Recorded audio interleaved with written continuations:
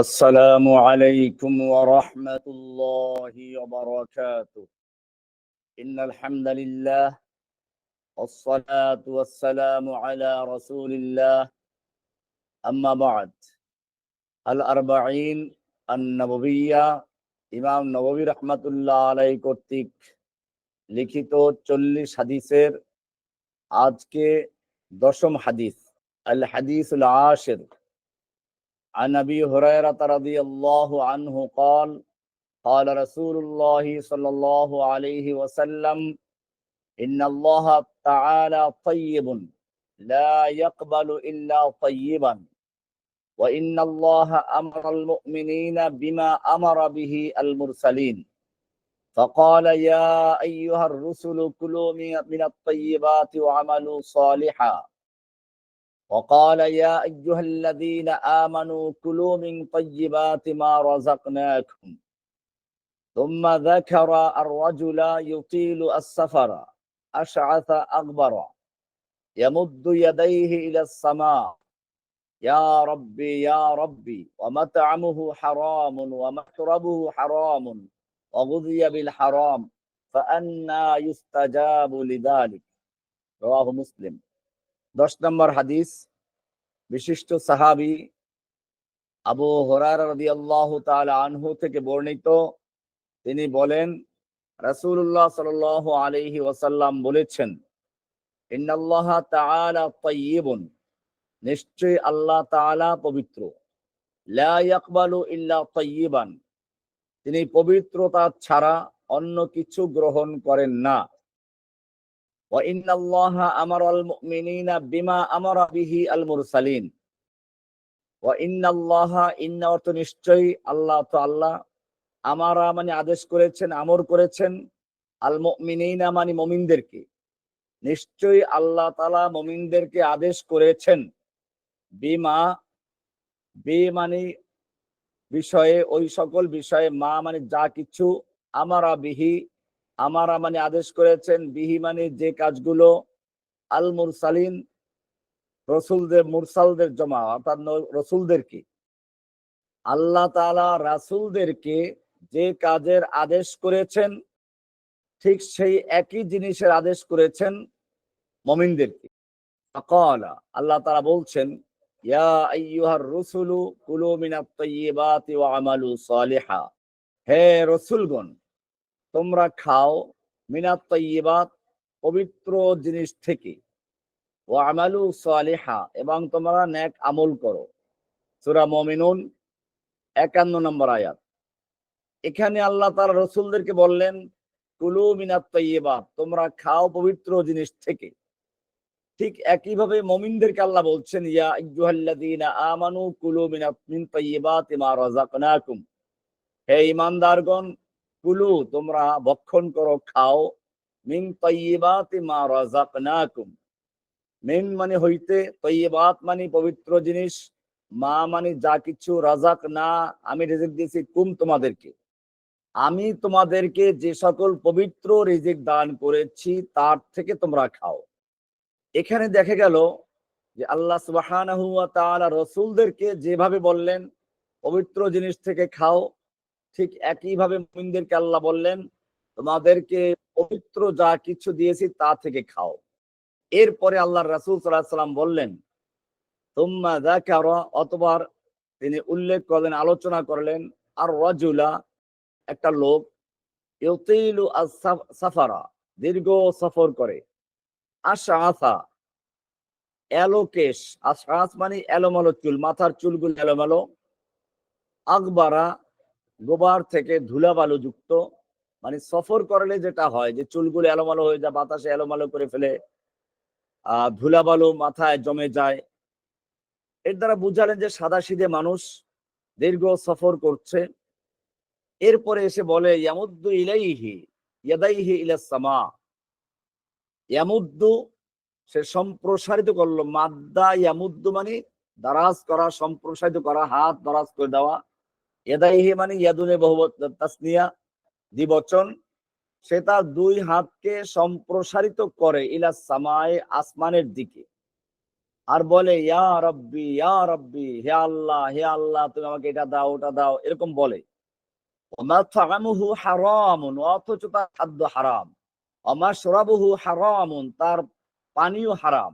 অগুযিয়া বিল হারাম, তার সবকিছু খাদ্য দেওয়া হয়েছে হারাম দিয়ে, হারাম দিয়ে সে লালিত পালিত। ফাআন্না ইউস্তাজাবু লিযালিক, কোত্থেকে তার দোয়া কবুল করা হবে? হাদিসটি মুসলিম শরীফের কিতাবুজ যাকাতের ভিতরে বাবু কবুলি সাদাকার ভিতরে আসছে। 1015 নম্বর হাদিস, আবার 65 নম্বর হাদিস, দুই জায়গাতে আছে। আমরা হাদিসের তর্জমা শুনলাম, এবার আমরা ব্যাখ্যায় যাচ্ছি। প্রথমেই বলা হয়েছে ইন্নাল্লাহা তাআলা তাইয়্যিবুন, নিশ্চয়ই আল্লাহ তাআলা তাইয়্যিব। তাইয়্যিব শব্দের অর্থ হচ্ছে তাহিরুন মুনাজ্জাহুন আনিন নাকায়েস, সকল দোষ ত্রুটি থেকে পূত পবিত্র। লা ইয়াতারিহি আল খুবুস বিআইয়ি হালিন মিনাল আহওয়াল, কোন অবস্থাতেই যার সাথে অপবিত্র কোনো কিছু মিশ্রণ ঘটতে না পারে, এরকম যে সকল ত্রুটি বিচ্যুতি অন্যায় থেকে পবিত্র, যার ভিতরে কোনো অবস্থাতেই কোনো দোষ ত্রুটি বা অন্যায় যুক্ত হতে পারে না, এটাকে বলা হয় তাইয়্যিব। তাইয়্যিবের বিপরীত হচ্ছে খবিস। কোরআনে আছে এটা, সূরা মাআদার 100 নম্বর আয়াতে, কুল লা ইয়াস্তাবিল খাবিসু ওয়াত তাইয়্যিবু। এখানে আল্লাহ বলছেন, বলো লা ইয়াস্তাবিল খাবিসু ওয়াত তাইয়্যিবু, খবিস এবং তাইয়্যিব সমান হতে পারে না। সূরা মায়দা 100 নম্বর আয়াত। এরকম ভাবে কোরআনের আরেকটি আয়াত আছে সূরা নূরের 26 নম্বর আয়াতে, আল খাবিসাতু লিল খাবিসিন ওয়াল খাবিসুনা লিল খাবিসাত আত তাইয়্যিবাতু লিত তাইয়্যিবিন আত তাইয়্যিবুনা লিত তাইয়্যিবাত। এখানে বলা হয়েছে খবিস মেয়ে লোকগুলো খবিস পুরুষের জন্য, খবিস পুরুষগুলো খবিস মেয়ে লোকের জন্য, পবিত্র মহিলাগুলো পবিত্র পুরুষদের জন্য, পবিত্র পুরুষগুলো পবিত্র মহিলাদের জন্য। এখানে খবিসকে তৈয়বের বিপরীতে আনা হয়েছে। সুতরাং তৈয়ব হচ্ছে যেটা সকল দোষ ত্রুটি অন্যায় অশ্লীল বেহায়াপনা সব থেকে পূত পবিত্র, অপরদিকে খবিস হচ্ছে তার বিপরীত। এরপরে একটা হচ্ছে আল্লাহ সুবহানাহু ওয়া তাআলাকে বলা হয়েছে তৈয়বুন, এর অর্থ হচ্ছে আল্লাহ তাআলা এমন পবিত্র যে লা ইয়ালহাকুহু জাল্লা ওয়া আলা শাইউম মিনাল আইবি ওয়ান নাকস, আল্লাহ তাআলার সাথে কোন প্রকার ত্রুটি বিচ্যুতি দোষ ইত্যাদি কখনোই যুক্ত হতে পারে না। সুতরাং আল্লাহ সুবহানাহু ওয়া তাআলা তাইয়্যিবুন ফি যাতিহি, তাইয়্যিবুন ফি আসমাইহি, তাইয়্যিবুন ফি সিফাতিহি, তাইয়্যিবুন ফি আহকামিহি, তাইয়্যিবুন ফি আফআলিহি, তাইয়্যিবুন ফি কুল্লি মা ইয়াসদুরু মিনহু ওয়া লাইসা ফিহা তাবদীয়ুন বিআইয়ি ওয়াজহিন। আল্লাহ সুবহানাহু ওয়া তাআলা তাইয়্যিব, সত্তাগতভাবে তিনি তাইয়্যিব তার নামের ক্ষেত্রে, তাইয়্যিব তিনি তার সিফাতের ক্ষেত্রে, তাইয়্যিব তিনি তার আহকাম বিধানের ক্ষেত্রে, তাইয়্যিব তিনি তার কাজের ক্ষেত্রে, তাইয়্যিব তিনি যা কিছু তার থেকে প্রকাশ পায় সবকিছুর ক্ষেত্রে আল্লাহর ওখানে কোনো অপবিত্র কোনো কিছু সেখানে প্রবেশ করার কোনো সুযোগই নেই। এটা হলো ইন্নাল্লাহ তাইয়্যিবুন। এরপরে বলা হয়েছে যে লা ইয়াকবালু ইল্লা তাইয়্যিবান, আল্লাহ তাআলা পবিত্র ছাড়া কিছু গ্রহণ করেন না।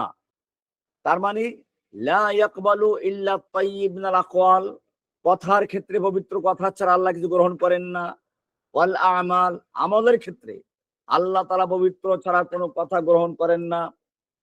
এরকম ভাবে যা কিছু নিম্ন স্তরের অপবিত্র বা মন্দ সেগুলো আল্লাহর দরবার থেকে প্রত্যাখ্যাত হয়। ফাহুয়া মারদুদুন ইনদাল্লাহ, আল্লাহর কাছে অগ্রহণযোগ্য, প্রত্যাখ্যাত। ফালা ইয়াকবালুল্লাহু ইল্লা তাইয়্যিব, আল্লাহ তাআলা পবিত্র ছাড়া কিছুই গ্রহণ করেন না। আর এক্ষেত্রে মনে রাখতে হবে মালের সাদাকা দেওয়া, এক্ষেত্রে আল্লাহ সুবহানাহু ওয়া তাআলা পবিত্র ছাড়া কিছুই কবুল করেন না। হাদিসে বলা হয়েছে এটা সহিহ হাদিস, মান তাসাদ্দাকা বিইদলি তামরাতিন মিন তাইয়িবিন ওয়ালা ইয়াকবালুল্লাহু ইল্লা তাইয়িব। যে ব্যক্তি মান তাসাদ্দাকা, যে ব্যক্তি সাদাকা করলো, বিইদলি তামরাতিন মিন তাইয়িবিন, ইদল মানে সমান, তামরা মানে খেজুর, মিন তাইয়িবিন পবিত্র কামাই থেকে, যে ব্যক্তি পবিত্র কামাই থেকে একটা খেজুর দান করলো, খেজুর পরিমাণ কিছু দান করলো, তো মাঝখানে আল্লাহ রাসূল বলছেন ওয়ালা ইয়াকবালুল্লাহু ইল্লা তাইয়িব, আর আল্লাহ পবিত্র ছাড়া কিছু গ্রহণ করেন না। এরপরে বলছেন ফাইন্নাল্লাহা তাআলা ইয়াখুযু বিয়ামিনিহি, সেই খেজুর পরিমাণ যদি একটা পবিত্র জিনিস দান করে আল্লাহ তাআলা সেটা ডান হাতে গ্রহণ করেন।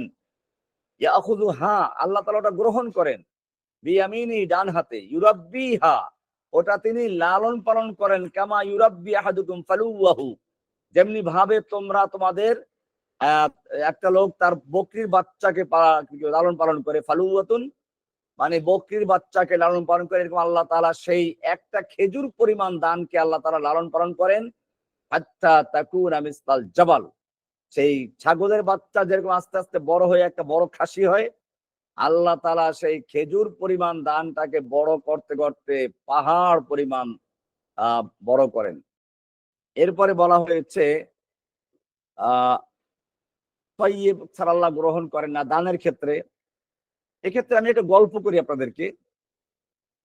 ইমাম আবু হানিফা রাহমাতুল্লাহ আলাইহি দেখলেন যে একটা লোক একটা বাগান থেকে ফল চুরি করে দান করছে। তো ইমাম আবু হানিফা রাহমাতুল্লাহ জিজ্ঞেস করলেন, এই তুমি কি কাজ করছো? বলে আল্লাহর সাথে ব্যবসা করছি। কি ব্যবসা করছো? যে গুনাহ তো একটা করলে একটা লেখা হয়, আর সওয়াবের কাজ একটা করলে 10টা লেখা হয়। আমি একটা আপেল চুরি করে একটা গুনাহ করলাম, কিন্তু এটা দান করে 10টা নেক করলাম। এরকম 10টা আপেল চুরি করলে আমার আমলনামায় 10টা গুনাহ লেখা হলো, কিন্তু 90টা নেক লেখা হলো। তো এখানে 10টা গুনাহ কাটা গেলেও 90টা তো নেকি আমার আমলনামায় লেখা হয়ে গেল।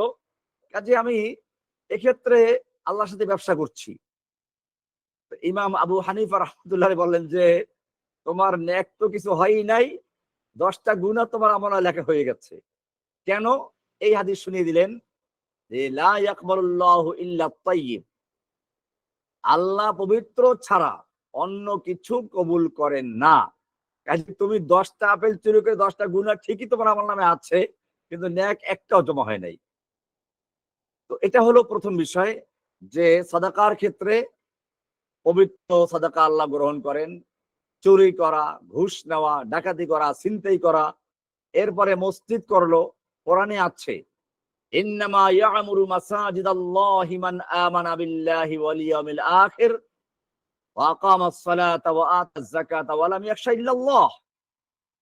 নিশ্চয় মসজিদ তৈরি করে তারা, মসজিদ কমিটির মেম্বার, মসজিদের যারা তত্ত্বাবধায়ক, তাদের কোয়ালিটি আল্লাহ আয়াতে বলেছেন সূরা তওবার কয় নম্বর 18 নম্বর আছে সম্ভবত এটা, যে ইন্নামা ইয়ামুরু মাসাজিদাল্লাহি, নিশ্চয় মসজিদ তামির করে, আবাদ করে, নির্মাণ করে, মসজিদে মুসল্লি হয় তারাই কি ইয়ামুরু মাসাজিদাল্লাহি মান আমানা বিল্লাহি। এক নম্বর কোয়ালিটি আল্লাহর উপর যারা ঈমান রাখে, নির্ভেজাল ঈমান। আমানা বিল্লাহি ওয়া আকামা আমানা বিল্লাহি ওয়াল ইয়াউমিল আখির, পরকালে বিশ্বাস করে। কারণ যদি পরকালে বিশ্বাস না করে, আল্লাহর উপর ঈমান আছে পরকালে বিশ্বাস করে না, ওই কমিটির ক্যাশিয়ার তো টাকা চুরি করবে, কারণ সে তো পরকাল বিশ্বাস করে না। আচ্ছা, পরকাল বিশ্বাস করলো, সালাত কায়েম করলো না, যাকাত দিল না, তো বোঝা যাবে তার মালের প্রতি মায়া আছে। এরপরে ওয়ালাম ইয়াখশা ইল্লাল্লাহ, আল্লাহ ছাড়া কাউকে ভয় করবে না। এই কোয়ালিটি থাকলে তারা মসজিদ কমিটির মেম্বার হতে পারে, ইমাম হতে পারে, মসজিদ কমিটির মুসল্লি হতে পারে। এখন সমস্যা হলো যে আমাদের অনেক ক্ষেত্রে, সব না আলহামদুলিল্লাহ অনেক ইমামরা ভালো আছেন, বেশিরভাগ ইমাম হচ্ছে ওয়ালাম ইয়াখশা ইল্লাল কমিটি, কমিটির ছাড়া কাউকে সে ভয় করে না। অনেকে গর্ব করতে শোনা যায় এলাকার এমপি সাহেব তার পক্ষে, তার ভক্ত, আমি এটা দেখেছি। তো আপনি জানেন আমার হাত কত লম্বা, এমপি সাহেব আমার কথায় উঠে বসে। তো এই যদি হয় ইমামের অবস্থা, সেই ইমাম আল্লাহকে ভয় করবে কি করে? তো এটা হলো প্রথম বিষয়, যে মসজিদ নির্মাণ করা বলেন, আজকে মসজিদের ক্ষেত্রে দেখা যায় কেমনে টাইলস করবে, কেমনে দামি পাথর লাগাবে, সুসজ্জিত করবে, এটা কেয়ামতের লক্ষণ। কেয়ামতের আগে মানুষ মসজিদ নিয়ে ফখর করবে, গৌরব করে, প্রতিযোগিতা করবে, কার মসজিদ কার থেকে বড়। আমরা দেখেছি 200 কোটি 300 কোটি টাকা দিয়ে মসজিদ নির্মাণ করে, অথচ গ্রামগঞ্জে অনেক মসজিদ আছে যার কোনো ভালো কোনো তত্ত্বাবধায়ক নাই, কোনো খরচ নাই, কোনো ছাদটা পর্যন্ত নাই। তো যাই হোক, আমি লম্বা আলোচনা করছি না। এটা হলো প্রথম বিষয়, আল্লাহ তাআলা তাইয়্যিব ছাড়া কোনো কিছু কবুল করেন না মালের ক্ষেত্রে। এবারে তাইয়্যিব ছাড়া কিছু আমল করে মানে কবুল করেন না আমলের ক্ষেত্রেও। তাইয়্যিব আমাদের ক্ষেত্রে মানে পবিত্র, মানে শিরক মুক্ত, মুওয়াফিকান লিস, দুইটা শর্ত থাকতে হবে। একটা হচ্ছে এই খালিসান লিল্লাহি, আমলের ক্ষেত্রে তাইয়্যিব মানে হচ্ছে দুইটা জিনিস থাকা, খালিস লিওয়াজহিল্লাহ, প্রথমত এটা আল্লাহর জন্য হতে হবে, আর দ্বিতীয়ত আল্লাহর জন্যই করলেন কিন্তু মুওয়াফিক লিস শরিয়া, সুন্নাত অনুযায়ী হতে হবে। শরিয়া বাদ দিয়ে খালিস নিয়তে করলেন, দরজা বন্ধ করে ইখলাসের সাথে আপনি মাগরিবের নামাজ 4 রাকাত পড়লেন, 1 রাকাত বেশি পড়লেন, উদ্দেশ্য আল্লাহ তাআলা দেখবেন, একটা রুকু বাড়বে, দুইটা সিজদা বাড়বে, সুবহানাল্লাহ আযীম বাড়বে, আলা বাড়বে না, আপনার নামাজ হয় নাই। আপনি যত ইখলাসের সাথে করেন, কারণ হচ্ছে এই আপনি শরিয়া মোতাবেক করেন নাই। সেজন্য দুইটা শর্ত, একটা হচ্ছে এই আমা উমিরু ইল্লা লিয়াবুদুল্লাহ মুখলিসিনা লাহুদ্দিন, খালেস আল্লাহর জন্য করতে হবে। আর দ্বিতীয়টি হচ্ছে কুলিন কুনতুম তুহিব্বুনাল্লাহ ফাত্তাবিউনি, ইত্তেবায়ে রাসূল থাকতে হবে। সোজা কথা, 1 নম্বর হচ্ছে ইখলাসুন নিয়ত, 2 নম্বর থাকতে হবে মুতাবিআতুশ শরিয়া, শরিয়া মোতাবেক সুন্নাহ মোতাবেক হতে হবে। সুতরাং যে সমস্ত মাল হালাল উপার্জন, হালাল তরিকায় উপার্জন করা হয় ওটা তাইয়্যিব, ওটা আল্লাহ কবুল করবেন। আর যে সকল মাল হারাম তরিকায় উপার্জন করা ওটা খবিস, ওটা আল্লাহ কবুল করবেন না। এরপরে হাদিসে বলা হয়েছে যে ওয়া আন্নাল্লাহা আমারাল মুমিনিন বিমা আমারা বিহিল মুরসালিন, নিশ্চয় আল্লাহ তাআলা রাসূলদেরকে যেটা আদেশ করেছেন মুমিনদেরকে সেটাই আদেশ করেছেন। রাসূলদেরকে আদেশ করেছেন পবিত্র জিনিস খাও, মুমিনদেরকে বলেছেন পবিত্র জিনিস খাও। এটা দ্বারা বুঝালো যে পবিত্র জিনিস খাওয়ার গুরুত্ব কত বেশি, যে এটা রাসূলদেরকে আল্লাহ তাআলা আদেশ করেছেন, সেটা মুমিনদেরকে একই আদেশ করেছেন। এটার দ্বারা মূলত বিষয়টার গুরুত্ব বোঝানো হয়েছে। সুতরাং হালাল এবং শরঈ উপায়ে যে সমস্ত কামাই করা হয় এগুলো আল্লাহ তাআলা কবুল করবেন। এখন যদি হালাল ভাবে কামাই না করা হয় তার দুই অবস্থা, এক হচ্ছে এই জিনিসটাই হারাম, যেমন মদ, এটা খাওয়া যাবে না। আর একটা হচ্ছে জিনিসটা হারাম, হারাম না হালাল, কিন্তু উপার্জনটা হারাম। যেমন মনে করেন একজন লোক একটা মরা ছাগল খাইলো, মরা গরুর গোশত খাইলো প্রয়োজন ছাড়াই, তো সে এমন একটা জিনিস খাইলো যেটা একেবারে সত্তাগতভাবে হারাম, মানে জাতগত হারাম, জিনিসটাই হারাম। আর একটা হচ্ছে জীবিত বকরি ছিনতাই করে এনে জবাই করে খাইলো, বকরিটা হারাম না কিন্তু তার উপার্জনটা হারাম। তাহলে দুইটা জিনিস পাইলাম আমরা, পবিত্র হতে হলে প্রথমত জিনিসটা পবিত্র হতে হবে। যেমন শুকর, কুকুর, এগুলো জিনিসটাই অপবিত্র, এটা খাওয়া যাবে না, বিসমিল্লাহ পরে খাইলেও খাওয়া যাবে না। আর একটা হলো ছাগল, এটা পবিত্র, খাওয়া যাবে, কিন্তু আপনি চুরি করে খাইলেন, তাহলে এটা হলো উপার্জনটা হারাম। তাহলে একটা হলো জাতি হারাম, আর একটা হলো জাত হারাম না উপার্জনটা হারাম। দুইটা থেকেই পবিত্র হতে হবে, নতুবা আহ পবিত্র যে পবিত্র জিনিস আল্লাহ খেতে বলেছেন সেটা পূর্ণতা পাবে না। এরপরে আমরা দেখব এ কারণেই সালাফদের কেউ কেউ বলেছেন যে আমলে সালেহ বলতে কি বুঝায়। আমলে সালেহ হচ্ছে মা কানা খালিসান সাওয়াবান, এই খালিসান লিওয়াজহিল্লাহ সাওয়াবান আলা শরিয়াতিল্লাহ। একটা আমলে সালেহ কাকে বলে? আমলে সালেহ হতে হলে দুইটা কোয়ালিটি থাকবে। এক হলো মা কানা খালিসান সাওয়াবান, খালিসান লিওয়াজহিল্লাহ, যেটা শুধু আল্লাহর জন্য খালেস হবে, সাওয়াবান আলা শরিয়াতিল্লাহ, এবং আল্লাহর শরিয়া মোতাবেক সেটা সঠিক হবে। এই দুইটা জিনিস যদি না হয়, খালেস নিয়ত আছে কিন্তু শরিয়া মোতাবেক হয় নাই, তাও বাদ। আবার শরিয়া মোতাবেক আছে কিন্তু খালেস নিয়ত নাই, নামাজ একেবারে খুশু খুদু সব করলেন, রুকু সিজদা একেবারে সব করলেন, কিন্তু উদ্দেশ্য হচ্ছে লোক দেখানো, এটাও জায়েজ নেই। তো এটা আল্লাহর কাছে গ্রহণযোগ্য হবে না। এই কারণে আল্লাহ তাআলা নবীদেরকে যে কাজটা আদেশ করেছেন, মুমিনদেরকে সে একই কাজের আদেশ করেছেন। নবীদেরকে বলেছেন, রাসূলদেরকে বলেছেন পবিত্র জিনিস খাও, মুমিনদেরকে বলেছেন পবিত্র জিনিস খাও। এরপরে হাদিসের আরেকটি অংশ রাসূল সাল্লাল্লাহু আলাইহি ওয়াসাল্লাম বলছেন, আর রাজুলু ইউতিলু আস-সাফার আশআসা আকবারা ইয়ামুদ্দু ইয়াদাইহি ইলাস সামা ইয়া রাব্বি ইয়া রাব্বি।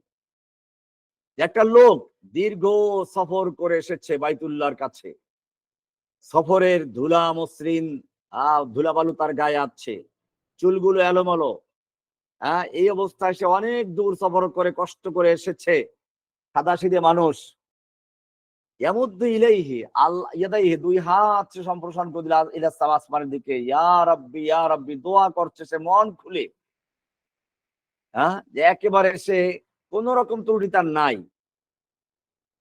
এটা বোঝা যায় যে সফর করে আসা, ধুলাবালু হওয়া, এটা দোয়া কবুলের একটা ভালো আলামত। তো সেই ভালো আলামত গুলো সব পাওয়া যাচ্ছে তার ভিতরে। এমন ধুলাবালু যে নিজের গুরুত্বপূর্ণ নাই তার কাছে, সে আল্লাহর দরবারে এত মনোযোগী হয়ে গেছে যে নিজের চুলগুলো কেমন পরিষ্কার না পরিচ্ছন্ন সেদিকেও খবর নাই। এই অবস্থায় সে আল্লাহর দরবারে হাত দারাজ করছে। এতে হাত দারাজ করে বোঝা যায় যে হাত তোলা মোনাজাত করা যায়, দোয়া করা যায়। এটা সহিহ হাদিসেও আসছে এরকম, মুসনাদে আহমদের হাদিসে আসছে, হাকিমেও আছে, তিরমিজিতে আছে। হাদিসটা এরকম, ইন্নাল্লাহা হাইয়ুন কারীমুন ইয়াস্তাহি মিন আবদিহি ইযা রাফা ইয়াদাইহি ইলাইহি আন ইয়ারুদ্দাহুমা সিফরান। নিশ্চয় আল্লাহ তাআলা লজ্জাশীল এবং কারীমুন সম্মানিত। ইয়াস্তাহি মিন আবদিহি ইযা রাফা ইয়াদাইহি ইলাইহি, যখন তার বান্দা আল্লাহর কাছে দুই হাত তুলে দোয়া করে, আল্লাহ তখন লজ্জা করেন আইয়ারুদ্দাহুমা সিফরান, এই হাত দুটো খালি হাতে ফিরে দিতে লজ্জা করেন। তো বোঝা যায় যে হাত তুলে দোয়া করা যাবে। আমি এর বিস্তারিত আলোচনা একটু পরে আসতেছি।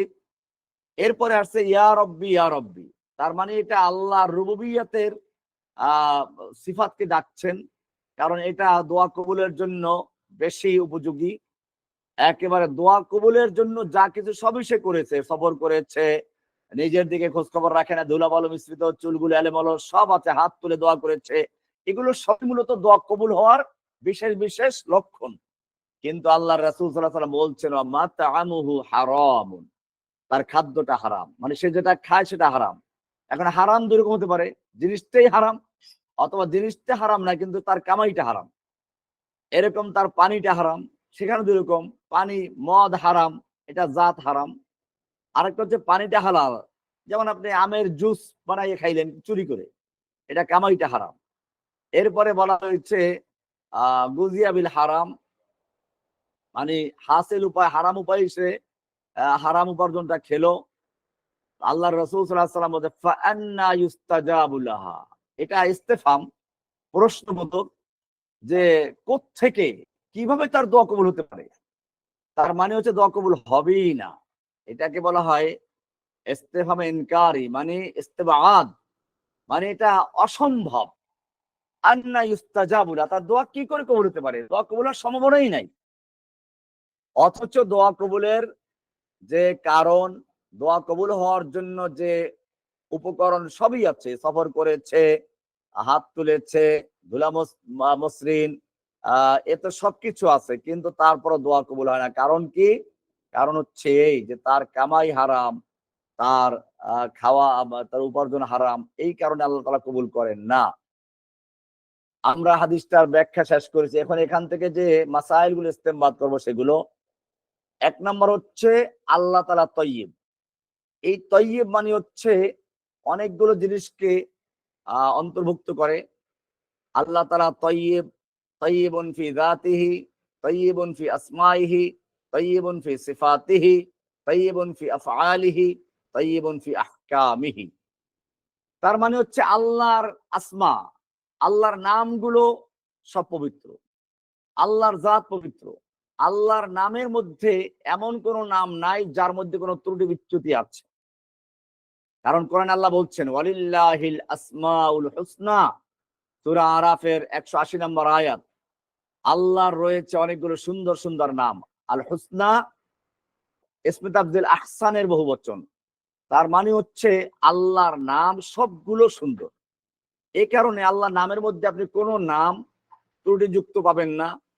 আল্লাহর নামের মধ্যে কোনো নাম এরকম পাবেন না যে নামের মধ্যে কোনো লগ্ন বিষয় আছে বা অন্য কোনো ত্রুটিযুক্ত কিছু আছে। আল্লাহর কাজগুলো এরকম ভাবে যেহেতু আল্লাহর নামগুলো এক একটা সিফাতকে শামিল করে, আর আল্লাহর সিফাতগুলো সবগুলোই পরিপূর্ণ এবং সবগুলোই সুন্দর। কোরআনে বলা আছে, ওয়ালাউ আন্নামা ফিল আরদি মিন শাজারাতিন আকলাম ওয়াল বাহরু ইয়ামুদ্দু মিন বাদি সাবআতু আবহুর মা নাফিদাত কালিমাতুল্লাহ। সূরা লোকমানের 27 নম্বর আয়াত। যদি জমিনের সব গাছগুলো কলম হয়ে যেত এবং সমুদ্রগুলো পানি হয়ে কালো হয়ে যেত, সমুদ্রের পানিগুলো কালি হতো এবং ওই 7 সমুদ্রের মধ্যে আরো 7টা সমুদ্র তার সাহায্যে আনা হতো, এরপরেও মা নাফিদাত কালিমাতুল্লাহ, আল্লাহর কালিমা লেখা শেষ হতো না। সুতরাং আল্লাহর সিফাত আছে। আল্লাহ তাআলা ওয়াজা রব্বুক, আল্লাহ আসেন, আগমন করেন। ইন্না বাতশা রাব্বিকা লাশাদীদ, আল্লাহ ধরেন। এই আল্লাহ তাআলা কি নুজুলুর রব, আল্লাহ তাআলা কি করেন, ওই যে শবে কদরে নেমে আসেন, এরকম ভাবে প্রথম আকাশে ডাকতে থাকেন, এরকম ভাবে আল্লাহ তাআলা ইস্তাওয়া আলাল আরশ। এই সব সিফাতগুলো কোরআনে যেভাবে বলা আছে আমরা সেভাবে মানব। ইমাম মালিক রাহমাতুল্লাহ আলাইহি এই ব্যাপারে সুন্দর করে বলেছেন যে এই সব সিফাতগুলো মালুম, ইস্তাওয়াহু মালুম, নুজুলুর রব্বি মালুম, ওয়া কাইফিয়াতু মাজহুল, ওয়াল ঈমানু বিহা ওয়াজিব, ওয়া সুআলু আনহা বিদআ। যে আল্লাহর নুজুল আমরা জানলাম, আল্লাহর ইয়াদ, আল্লাহর জুলুস, আল্লাহর ইস্তাওয়া, এগুলো আমরা জানলাম। এর কাইফিয়ত আমরা জানি, কিরূপ স্বরূপ জানি না। ঈমান রাখা ফরজ, সুয়াল করা বিদআত।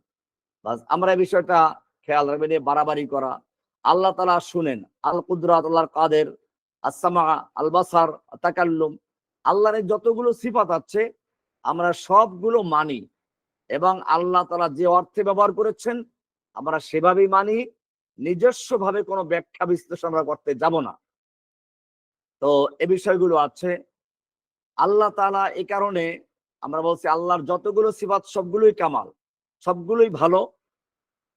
অন্য কোন সিফাত এরকম নাই যে সিফাতগুলো আল্লাহর শানে প্রযোজ্য না।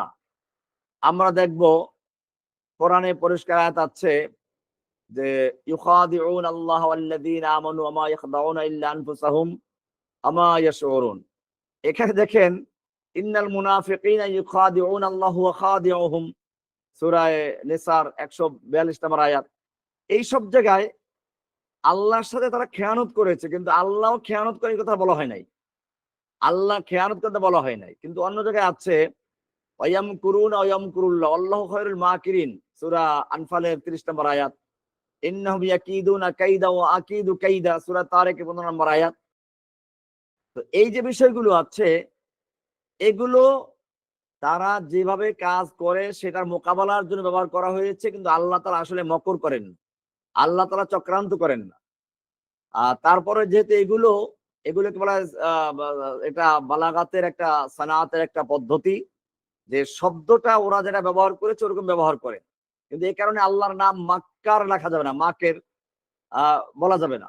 আল্লাহর নাম মুকিদ বা কাইদ এগুলো বলা যাবে না।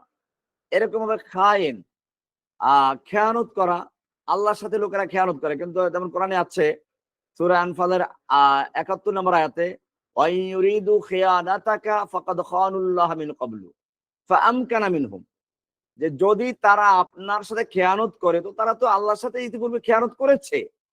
ফাআমকানা মিনহুম, এখানে আল্লাহ তাআলা তাদের খেয়ানত করেছেন তা বলা হয় নাই। বলতে পারতেন না ফাখানাল্লাহু আনহুম, আল্লাহ তাআলা খেয়ানত করেছেন, এটা বলেন নাই, বরং বলেন ফাআমকানা মিনহুম, তাদের উপর আল্লাহ তাআলা তামকিন করেছেন, আল্লাহ তাদের পাকড়াও করেছেন।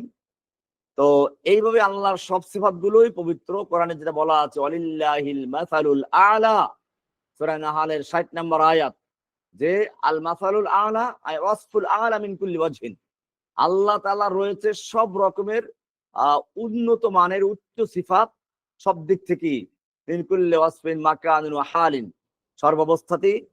এরপরে আল্লাহ তাআলা কামা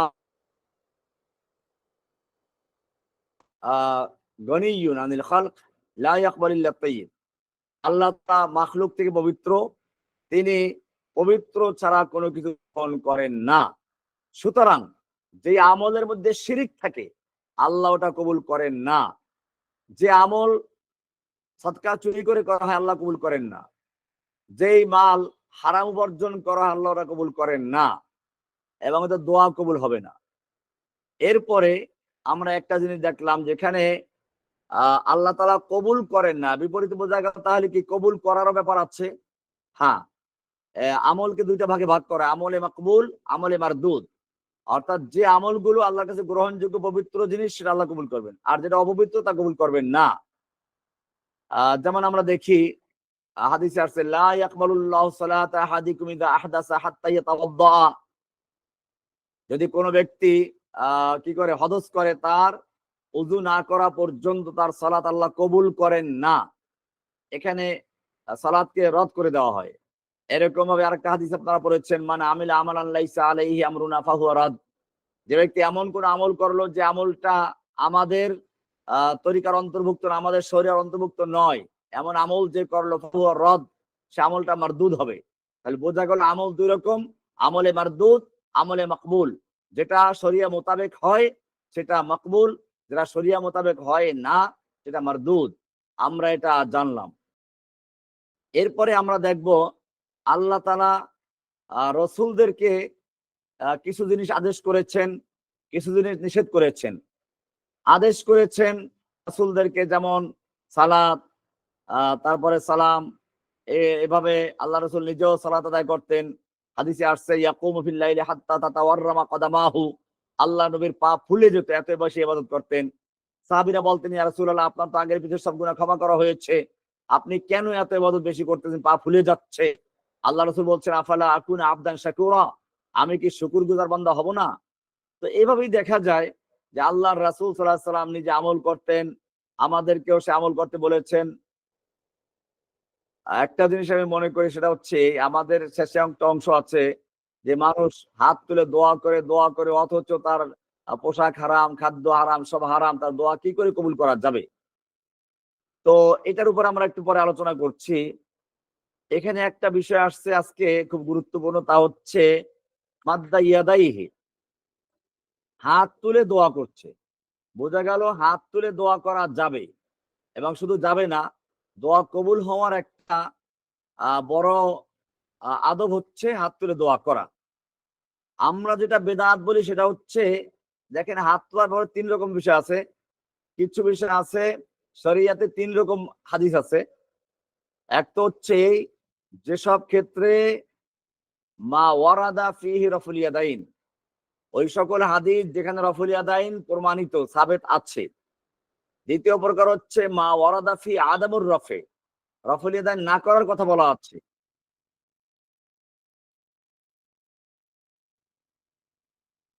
নওয়াজিল, এরকম বেতের, এক্ষেত্রে আল্লাহ রাসূল হাত তুলে দোয়া করেছেন।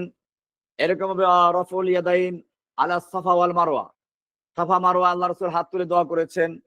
আরাফার ময়দানে হাত তুলে দোয়া করেছেন। এইরকম যে বিষয়গুলো আছে সেখানে হাত তুলে দোয়া করেছেন। এ হলো যে সকল জায়গায় হাত তুলে দোয়া করা প্রমাণিত। এবারে আমরা দ্বিতীয় পর্যায়ে আসবো, যেখানে হাত তুলে দোয়া করা প্রমাণিত নয়। সেটা হচ্ছে মা ওয়ারাদা ফি আদমুর রাফি কাদদুআ হালা খুতবাতিস জুমাতে ফি গায়রিল ইসতিসকা ওয়াল ইসতিসহা। জুমার খুতবার সময় ইমাম সাহেব যখন দোয়া করেন, ইস্তিসকা এবং মানুষের সেহাতের করা ছাড়া অন্য কোনো দোয়া যদি করে, সেখানে হাত তোলার কোনো দলিল নাই, নিষেধ আছে বরং। যেমন ওমারা ইবনে রুয়াইবা থেকে বর্ণিত আন্নাহু রাআ বিশর ইবনে মারওয়ান আলাল মিম্বার রাফিয়ান ইয়াদাইহি, হাত তুলছিল। ফাকালা কাব্বাহাল্লাহু হাতাইন ইয়াদাইন, আল্লাহ তাআলা এই হাত দুইটা কি করো, কালো করে দেখ। লাকাদ রাআইতু রাসূলুল্লাহি সাল্লাল্লাহু আলাইহি ওয়াসাল্লাম মা ইয়াজিদু আন ইয়াকুলা বিহাযিহি হাকাযা ওয়া আশারা বিসবাহি মুসাব্বিহা। তিনি বললেন যে আমি আল্লাহ রাসূলকে এর থেকে বেশি হাত তুলতে দেখি নাই। এইভাবে তিনি দেখালেন এবং বলেন যে এই যে উচ্চ করে হাত তোলা এগুলো নিষেধ করেছেন। তো এটা সম্পর্কে অবশ্য দুই রকম রওয়ায়াত আছে। একটা হলো এটা হলো ওই হাত তোলা দোয়া করা না, কি এমনি হাত তুলে বক্তৃতার সময় দোয়া করে এইটা এই সেই, তো এগুলো নিষেধ করেছেন। দুই রকমই আছে হাদিসে। তো যাই হোক, এটা হলো নিষেধ করা যেটা।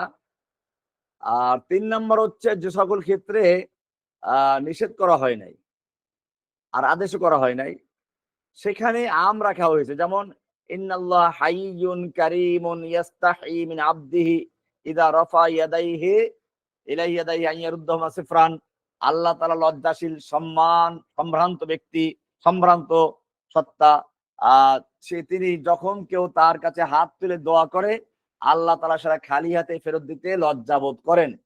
এতে বোঝা যায় যে সাধারণভাবে যেখানে আদেশ আছে সে তো আছে, নিষেধ যায় নিষেধ, যেখানে আদেশ কিছু নেই সেখানে হাত তুলে দোয়া করা যায়। এটা দোয়ার একটা আদব। এক্ষেত্রে আমি বলবো আমাদের কিছু ভাইয়েরা খুব বাড়াবাড়ি করে।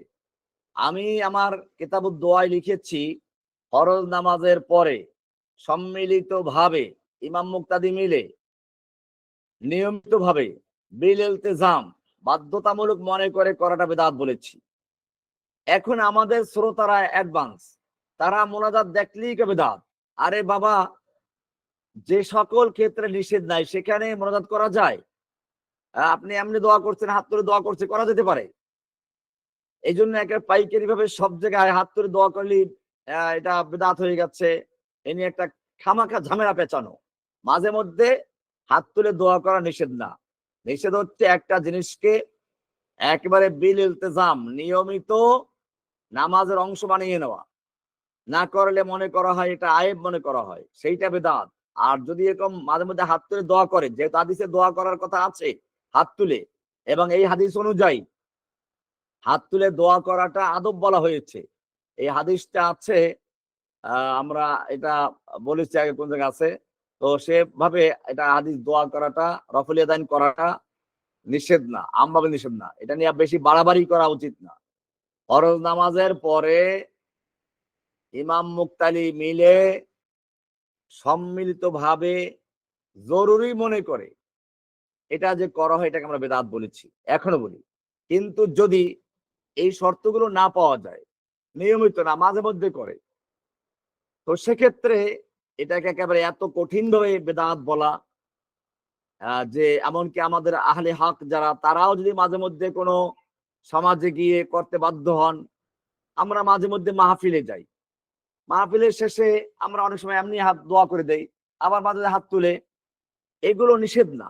যেহেতু এখানে হাত তোলার কথা, আদেশও নাই, নিষেধও নাই, সেক্ষেত্রে আমরা যদি ওই হাদিস অনুযায়ী ইন্নাল্লাহা হাইয়ুন কারীমুন ইয়াস্তাহি মিন আবদিহি ইযা রাফা ইলাইহি ইয়াদাইহি আন ইয়ারুদ্দাহুমা সিফরান, আল্লাহ তাআলা লজ্জাশীল, সম্ভ্রান্ত। যখন কোন ব্যক্তি আল্লাহর কাছে দুহাত তুলে দোয়া করে, আল্লাহ তাআলা সেটা খালি হাতে ফেরত দিতে লজ্জা করেন। এই হাদিস অনুযায়ী যদি মাঝে মধ্যে দোয়া করা হয়, এটাকে বেদাত বলা তো যাবেই না, বরং যারা বেদাত বলে ওরা নিজেরাই বেদাত। সেই জন্য আমি কঠিনভাবে বলে দিচ্ছি, কঠোরভাবে বলে দিচ্ছি, যারা এই আমাদের মাঝে মধ্যে মাহফিলে দোয়া করলে আপনারা বেদাত বলে দেন, আপনি আসলে শরিয়াতকে বুঝেনি নাই। এই জন্য আজকে বিষয়টা ক্লিয়ার করে দেওয়া হলো যে রাফুল ইয়াদাইন অর্থাৎ দুহাত তুলে দোয়া করা, এ সম্পর্কে কোন কোন জায়গায় হাত তুলে দোয়া করার কথা স্পষ্টভাবে আছে, কিছু জায়গায় নিষেধ আছে, আর কিছু জায়গা ছেড়ে দেওয়া হয়েছে, আদেশও করা হয় না, নিষিদ্ধ করা হয় নাই। সেক্ষেত্রে একটা আম উসুল বলে দেওয়া হয়েছে যে নিশ্চয়ই আল্লাহ তাআলা লজ্জাশীল, সম্ভ্রান্ত। যখন কোনো বান্দা দুহাত তুলে আল্লাহর কাছে প্রার্থনা করে, আল্লাহ তাআলা সেটা খালি হাতে ফেরত দিতে লজ্জাবোধ করেন। এই হাদিস অনুযায়ী যদি একাএকি হাত তুলে দোয়া করে, সেটা নিষেধ না। এরকম ভাবে যদি কোনো মজলিসে বিশেষ উপলক্ষে দোয়া করে হাত তুলে, এটা নিষেধ না, বরং দোয়ার আদবের অন্তর্ভুক্ত। এটা নিয়ে বাড়াবাড়ি করা অবশ্যই একজন কোরআন সুন্নাহর অনুসারী তাওহীদবাদী মুওয়াহহিদ মুসলিমের চরিত্র হওয়া উচিত নয়। এটা আমাদের খেয়াল রাখতে হবে। এরপরে যেটা আছে সেটা হলো এই হাদিস থেকে যারা গুরুত্বপূর্ণ তা হচ্ছে এই যে হারাম খাওয়া যাবে না। হারাম যদি খায় সে দোয়া কবুল হবে না। আমি একটা গল্প করতেছি, এটা বলে শেষ করছি। হাজ্জাজ ইবনে ইউসুফ সম্পর্কে বলা হয়, তিনি যখন ক্ষমতায় বসলেন তখন প্রথমেই তার দেশের সমস্ত আলেম ওলামাদেরকে দাওয়াত দিলেন। একেবারে সুন্দরভাবে মেহমানদারি করলেন। বড় বড় খাসি ভুনা করে সব আলেম ওলামাদের খাওয়ালেন। তো খাওয়ানোর পরে সে বলল যে আলহামদুলিল্লাহ আমি এখন থেকে নিরাপদ। তো আলেমরা আশ্চর্য হলেন, কিসের নিরাপদ? বলে দেখেন আমি ক্ষমতায় বসেছি, মুসলিম শাসক হিসেবে এই খেলাফতের দায়িত্ব পালন করতে গিয়ে আমাকে অনেক লোক হত্যা করতে হবে, অনেক লোকের কঠোরতা করতে হবে, এছাড়া এই দেশ সামলানো যাবে না। তখন ভয় ছিল আমার আপনাদের বদদোয়াটা, আপনারা বদদোয়া করলে আমি আল্লাহর কাছে ধ্বংস হয়ে যাব। তো সেজন্য আমি আজকে আপনাদেরকে দাওয়াত করেছি, এজন্য যাতে করে আপনাদেরকে ভালো করে একটা হারাম জিনিস খাওয়াই দেই। এই যে খাসিগুলো খাওয়াইলাম, খুব মজা পেয়েছেন না? সবগুলো রাত্রে আমি পুলিশ পাঠিয়ে দিয়ে গ্রামগঞ্জ থেকে সব ছাগল চুরি করে জবাই করে খাওয়িয়েছি। কাজে এখন আর আপনারা দোয়া করলে দোয়া কবুল হবে না। এই যে খাসি খাওয়াইলো, খাসি খাওয়া হুজুর বোঝা গেল। তো এই খাসি খাওয়া হুজুর যদি হয়ে যায় তাহলে দোয়া কবুল হবে না। আমাদের সমাজে বেশিরভাগই আমরা খাসি খাওয়া হুজুর। এই জন্য হাজ্জাজ ইবনে ইউসুফ যখন মারা যায় তখন তওবা করার খায়েশ আসলো তার। সে চিন্তা করলো সবাই তো আমার খাসি খাওয়া হুজুর, কারো দোয়া কবুল হবে না। তো ওই দুইজন লোক ছিল যারা ওই খাসি খেতে আসে নাই। এর মধ্যে একজন ছিলেন হাসান বসরি রহমাতুল্লাহ আলাই, আর একজন ছিলেন সম্ভবত নোমান ইবনে বাশির রাদিয়াল্লাহু তাআলা আনহু। এই দুইজনকে উনি খবর দিলেন যে আমাকে একটু মরার সময় তওবা করাই চলে আসো, তওবা করাইতে আসো। কিন্তু নোমান ইবনে বাশির আগেই মারা গেছেন। বাকি ছিলেন হাসান বসরি। হাসান বসরিকে যখন খবর দেওয়া হলো, হাসান বসরি রহমাতুল্লাহ আলাই এনাকে তওবা করাতেও রাজি হলেন না, আসলেন না। তো এটা শুনে হাজ্জাজ ইবনে ইউসুফ শেষ সময় নাকি বলেছিল, আল্লাহ এই মুসলিম সাম্রাজ্যকে শাসন করতে গিয়ে, এর সীমানা রক্ষা করতে গিয়ে আমাকে অনেক জুলুম অত্যাচার করতে হয়েছে। সেক্ষেত্রে আমি অনেক কিছু বাড়াবাড়িও করে ফেলেছি। আল্লাহ আমার সম্পর্কে মানুষ এত হতাশ, এত নৈরাশ হয়ে গেছে যে আমি যে তওবা করলো তুমি কবুল করবা এটাও মানুষ বিশ্বাস করে না। এমনকি হাসান বসরি পর্যন্ত আমাকে তওবা করাতে আসতেও রাজি না। আল্লাহ এর পরেও যদি তুমি আমাকে ক্ষমা করে দাও, তোমার নাম রহমান রহিম। এই বলে সে মারা গেল। পরবর্তীতে যখন হাসান বসরি রহমাতুল্লাহ আলাইকে হাজ্জাজ বিন ইউসুফ সম্পর্কে জিজ্ঞেস করা হলো, তো তিনি বলতেন যে তার সম্পর্কে তোমরা খারাপ কিছু বলো না। কারণ সে মৃত্যুর সময় যে কথাটা বলেছে এটা খুবই মূল্যবান কথা, যে আল্লাহ আমি অনেক অন্যায় করেছি, জুলুম করেছি, অত্যাচার করেছি, আমার ব্যাপারে দুনিয়ার সব মানুষ নৈরাশ হয়ে গেছে, আমাকে তুমি ক্ষমা করবে এটা কেউ বিশ্বাস করে না, আর আমাকে তওবা করাতেও রাজি না। হাসান বসরি আমাকে তওবা করাতেও রাজি না। আল্লাহ এর পরেও যদি তুমি আমাকে ক্ষমা করো তাহলে বুঝবো তুমি নিশ্চয়ই রহমান এবং রহিম। তো সত্যি আল্লাহ তাআলার কাছে আজকে আমরা অনেক দোয়া করি, কিন্তু দোয়া কবুল না হওয়ার মূল কারণ হচ্ছে এই যে আমাদের খাদ্য হারাম, পোশাক হারাম, আমরা সুদখোর, ঘুষখোর, মদখোর, জুয়াচোর। কে আমাকে দাওয়াত দিল, কার বাসায় খেতে গেলাম, বাদ বিচার করলাম না, বরং এটাকে অনেক ফখর মনে করি, গৌরব মনে করি।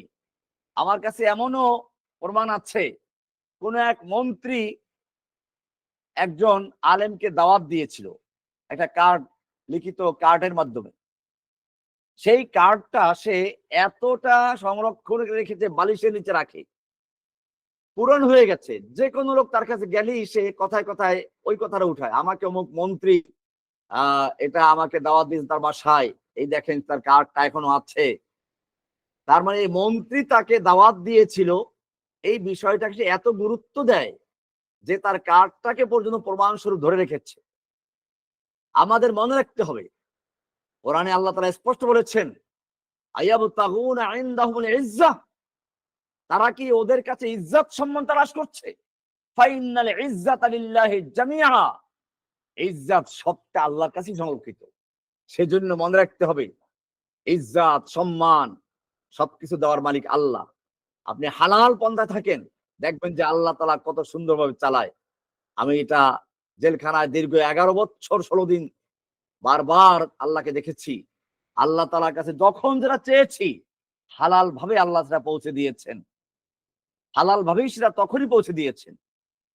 তো এজন্য আমি সকলকে আজকের এই গুরুত্বপূর্ণ হাদিসটার উপরে আমল করার জন্য আহ্বান জানাচ্ছি, যে আমাদের যেন দোয়া কবুল হওয়ার জন্য যে এখানে গুরুত্বপূর্ণ একটা অধ্যায় আলোচনা হয়েছে, যে দূর দরাজ থেকে সফর করে আসে এলোকেশ ধুলা মসৃণ বদন, এরপরে দুহাত তুলে আল্লাহর কাছে প্রার্থনা করছে ইয়া রব্বি ইয়া রব্বি, এরপরেও সে দোয়া করে, অথচ তার খাদ্য হারাম, পোশাক হারাম, তার দোয়া কি করে কবুল হবে? আল্লাহ সুবহানাহু ওয়া তাআলা আমাদের সকলকে আল্লাহর নির্দেশ মতো হালাল গিজা, হালাল উপার্জন থেকে চলার তৌফিক দান করুন, আমিন। সকল প্রকার হারামকে বর্জন করার তৌফিক দান করুন, আমিন। সাল্লাল্লাহু তাআলা আলা নবিয়িনা মুহাম্মদ ওয়া আলা আলিহি ওয়া সাহবিহি আজমাইন।